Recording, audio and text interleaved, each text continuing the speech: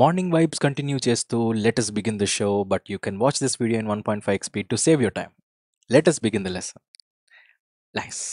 Na na na na na na na. Cut corners అంటే do something to save your time or money.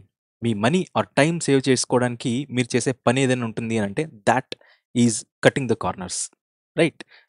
Money or time save చేసుకోవడానికి ఏదైనా పని చేస్తే then you are cutting corners.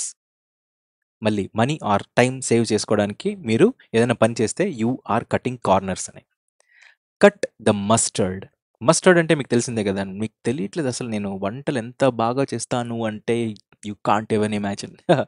Just for a joke. మనకు అసలు వంటలు అంతంత మాత్రాన్ని వచ్చు.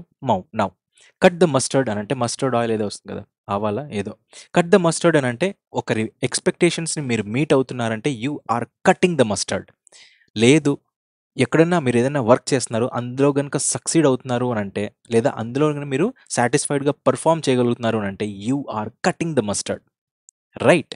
ఎక్స్పెక్టేషన్ని మీట్ అవుతున్నారు అని అంటే you are cutting the mustard. లేదు, మీరు సక్సీడ్ అవుతున్నారు లేదా సాటిస్ఫైడ్గా ఒక వర్క్ని పర్ఫామ్ చేయగలుగుతున్నారు అని అంటే you are cutting the mustard. మీకు అర్థమవుతుందా? ఓకే. ఫస్ట్ టైం మీరు రివైజ్ చేస్తున్నారంటే, చదువుతున్నారంటే ఫస్ట్ తోటి గుర్తుపెట్టుకోండి. ఎక్స్పెక్టేషన్ మీట్ అవుతున్నారు, కటింగ్ ద మస్టర్డ్.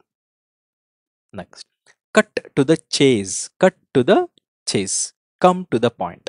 చేజ్ చేసి ఏమైపోతుంది, ఒకానొక పాయింట్ దగ్గరికి వస్తారు. That is what. అవన్నీ వద్దు, పాయింట్కి రా అని చెప్పడానికి cut to the chase. Cut to the chase. Chase అనేది పాయింట్ దగ్గర ఆగిపోతుంది. ఆ పాయింట్ దగ్గరికి రావడమే కమ్ టు ద పాయింట్ అని చెప్పడానికి కట్ టు ద చేజ్ అనేది వాడతాం, idiom. Next, dark horse, and unexpected competitor who wins. So మీరు మీ ఇంట్లో మీ రిలేటివ్స్ ఎవరైతే వాట్ ఇస్ దిస్, ఇంకా వీళ్ళకి రాదు, ఏం చదువుతారులే, చూసాంలే అని చెప్పే వాళ్ళందరికీ you have to prove that you are a dark horse, an unexpected competitor for them who wins. That's it. Dime dozen అని అంటే కామన్. ఏదైతే కామన్గా అవైలబిలిటీలో ఉంటుందో దాన్ని డైమ్ డజన్ అనే ఇడియంతో మనం రెఫర్ చేస్తాం. సపోజ్ రిన్ సుప్రీం సబ్ ఉంది, అది ఎక్కడికి పోయినా దొరుకుద్ది. Hence that is to be called as a dime a dozen. Okay, that is to be called dime a dozen.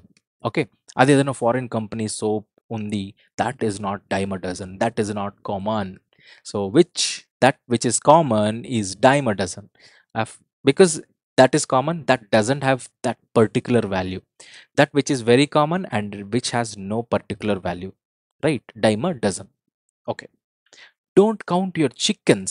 Don't count what? Your chickens before they hatch. Suppose గుడ్లు ఉన్నాయి, గుడ్లు అన్నీ కోళ్ళు అవ్వవు, రైట్? గుడ్లన్నీ కోళ్ళు అవ్వవు. అందుకే ఈ ఇడియం వచ్చిందనమాట. మన దగ్గర 10 గుడ్లు ఉన్నాయంటే 10 కోళ్ళు తయారవుతాయి అనేసి, అవి గుడ్లు ఉండంగానే పొదగకుండానే మనము ఊహించుకోవడం అనేది తప్పు అని అంటున్నారు. ఎందుకంటే 10 గుడ్లు ఉంటే 10 కోళ్ళు అవ్వవు, కొన్ని గుడ్లు కోళ్ళు అవ్వవు. That is what. Don't count your chickens before they hatch. Before they అంటే ఏంటి? Eggs, right? ఎగ్స్ పొదగకుండానే నా కోళ్ళు అయిపోయినాయి అనేసి అనుకోవద్దు అని. దీనికి అర్థం ఏంటి అని అంటే, ఏదన్నా ఒక వర్క్ అయిపోయిన తర్వాత నువ్వు దాని రిజల్ట్ ఎక్స్పెక్ట్ చేయి, అంతకు ముందే రిజల్ట్ ఎక్స్పెక్ట్ చేయొద్దు అనేసి. Do not assume that something will definitely happen before it actually occurs. అవ్వకముందే ఇది అవుతుంది అని మాత్రం మీరు ఊహల్లో ఉండద్దు, అలా అనుకోవద్దు కూడా అని చెప్పడానికి యూజ్ చేసే ఇడియమే don't count what your chickens before they hatch. ఇది ఒక బుక్ కూడా ఉంది. If you are a book reader then you will come to know this is a book by Arindam Chaudhary garu. He is IIPM, Indian institute of plan man management కి director అనుకుంటా. Yes, అది కొన్ని ఇష్యూస్లో ఉన్నింది, but yes again he's a business leader. Something Shahrukh ఖాన్తో ఏదో ఉన్నింది అదేదో, but yes now it is not there. Bogus degrees ఇస్తున్నారు యూరోప్ది అనేసి ఏదో వచ్చింది. బట్ ఎస్ ఇది ఒక బుక్ ఉంది, దీని ఆథర్ అతను, and he describes well in that book. Don't count your chickens before they hatch అని వస్తుంది దాంట్లో. దీంట్లో డోంట్ అని ఉంది, count your chickens before the hatch అనేసి. So don't count your chickens before the hatch అంటే don't assume anything that which is before it is done, అంటే ముందుగానే ఊహించద్దు అనేసి అంటున్నారు.